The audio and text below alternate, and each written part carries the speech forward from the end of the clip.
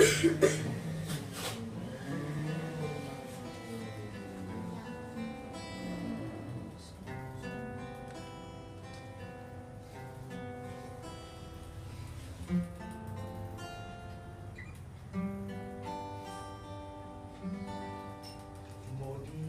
xanh xanh chấm thêm vàng vàng, một màu xanh chấm thêm vàng cánh đồng hoang vu, một màu nâu nâu, một màu tím tím, màu nâu tím mắt em tôi ôi đẹp dịu dàng, một màu xanh lam chấm thêm màu tràm, thời chinh chiến đã qua rồi sắc màu ơi, một màu đen đen, một màu trắng trắng, chiều hoang vắng chiếc xe tang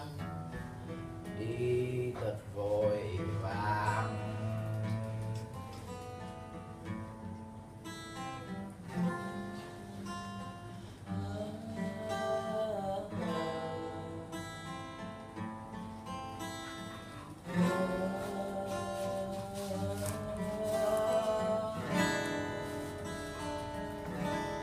Một đường cong cong nối bao đường vòng, họa người dưng nhớ muôn mặt bắt hình dòng, một đêm trời vơi làm sao vẽ bóng tối, làm sao vẽ cành hoa đêm không màu, một đêm nhớ nhớ nhớ ra mình một mình, một đêm nhớ nhớ ra mình đã ở đâu đây, một đêm trong đêm thâu, một vầng sáng trói lòa, một đêm nhớ nhớ ra ta vô hình.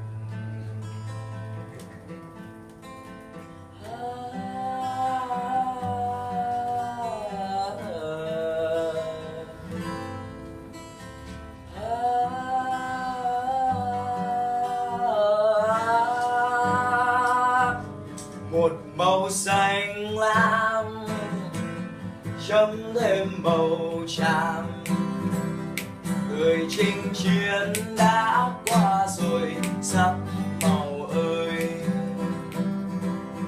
một màu đen đen, một màu trắng trắng,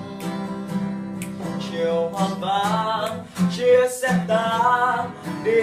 thật vội vàng, một đường cong cong nối bao đường vòng, họa người dưng nhớ khuôn mặt bắt tình dòng, một đêm trời vơi làm sao vẽ bóng tôi, làm sao vẽ cánh hoa đêm không màu, một đêm nhớ nhớ nhớ ra mình một mình, một đêm nhớ nhớ ra mình đã ở đâu đây, một đêm trong đêm thâu, một vầng sáng trói lòa, một đêm nhớ nhớ ra ta vô hình, một đêm trong đêm thâu, một vầng sáng trói lòa,